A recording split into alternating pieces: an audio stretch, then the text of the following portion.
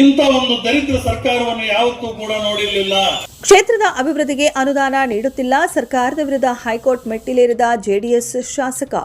ತನ್ನ ವಿಧಾನಸಭಾ ಕ್ಷೇತ್ರದ ಅಭಿವೃದ್ಧಿ ಕಾರ್ಯಗಳಿಗೆ ರಾಜ್ಯ ಸರ್ಕಾರ ಅನುದಾನ ಬಿಡುಗಡೆ ಮಾಡುತ್ತಿರುವ ತಾರತಮ್ಯ ನೀತಿಯನ್ನ ಪ್ರಶ್ನಿಸಿ ಕೋಲಾರ ಜಿಲ್ಲೆಯ ಶ್ರೀನಿವಾಸಪುರ ಜೆಡಿಎಸ್ ಶಾಸಕ ಜಿಕೆ ವೆಂಕಟಶಿವಾರೆಡ್ಡಿ ಅವರು ಹೈಕೋರ್ಟ್ನಲ್ಲಿ ರಿಟ್ ಅರ್ಜಿ ಸಲ್ಲಿಸುವ ಮೂಲಕ ಸರ್ಕಾರದ ವಿರುದ್ಧ ಕಾನೂನು ಸಮರಕ್ಕೆ ಮುಂದಾಗಿದ್ದಾರೆ. ಈ ಬೆಳವಣಿಗೆ ರಾಜ್ಯದಲ್ಲಿ ಅನುದಾನ ಹಂಚಿಕೆಯ ಗೊಂದಲ ಮತ್ತು ರಾಜಕೀಯ ಗಲಾಟೆಗೆ ಕಾರಣವಾಗಿದೆ.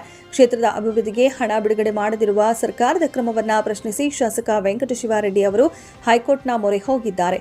ಕಾಂಗ್ರೆಸ್ ಶಾಸಕರಿರುವ ಕ್ಷೇತ್ರಗಳಿಗೆ ತಲಾ 50 ಕೋಟಿ ರೂಪಾಯಿ ಅನುದಾನ ಬಿಡುಗಡೆ ಮಾಡಿರುವ ಸರ್ಕಾರ ಜೆಡಿಎಸ್ ಮತ್ತು ಬಿಜೆಪಿ ಶಾಸಕರಿರುವ ಪ್ರದೇಶಗಳಿಗೆ ಅನುದಾನ ನೀಡುತ್ತಿಲ್ಲ ಎಂದು ಅವರು ಈ ಮೊದಲೇ ತೀವ್ರ ಆಕ್ಷೇಪ ವ್ಯಕ್ತಪಡಿಸಿದರು. ಸಂವಿಧಾನದ ಆರ್ಟಿಕಲ್ 14ರ ಉಲ್ಲಂಘನೆ ಆರೋಪ. ಕ್ಷೇತ್ರದ ಅಭಿವೃದ್ಧಿಗಾಗಿ ಪದೇ ಪದೇ ಮನವಿ ಮಾಡಿಕೊಂಡರೂ ಸಹ ಸರ್ಕಾರ ಅನುದಾನ ಬಿಡುಗಡೆ ಮಾಡಿಲ್ಲ. ಈ ಮೂಲಕ ಸರ್ಕಾರವು ಸಂವಿಧಾನದ ಆರ್ಟಿಕಲ್ 14ರ ನೀತಿಯನ್ನ ಉಲ್ಲಂಘಿಸಿದೆ ಎಂದು ವೆಂಕಟಶಿವಾರೆಡ್ಡಿ ಅವರು ತಮ್ಮ ರಿಟ್ ಅರ್ಜಿಯಲ್ಲಿ ಪ್ರಸ್ತಾಪಿಸಿದ್ದಾರೆ.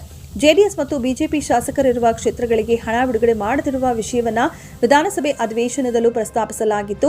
ಆದಾಗ್ಯೂ ಅನುದಾನ ಬಿಡುಗಡೆ ಆಗದಿರುವುದರಿಂದ ಕ್ಷೇತ್ರದ ಅಭಿವೃದ್ಧಿ ಕುಂಠಿತವಾಗುತ್ತಿದೆ ಎಂದು ಶಾಸಕರು ನ್ಯಾಯಾಲಯಕ್ಕೆ ತಿಳಿಸಿದ್ದಾರೆ. ಈ ಹಿಂದೆ ಹಲವು ಬಾರಿ ಅನುದಾನ ನೀಡದೆ ತಾರತಮ್ಯ ಮಾಡಲಾಗುತ್ತಿದೆ ಎಂದು ಶಾಸಕ ಜಿಕೆ ವೆಂಕಟಶಿವಾರೆಡ್ಡಿ ಅವರು ಸರ್ಕಾರದ ವಿರುದ್ಧ ತೀವ್ರ ಆಕ್ರೋಶ ವ್ಯಕ್ತಪಡಿಸಿದ್ದರು.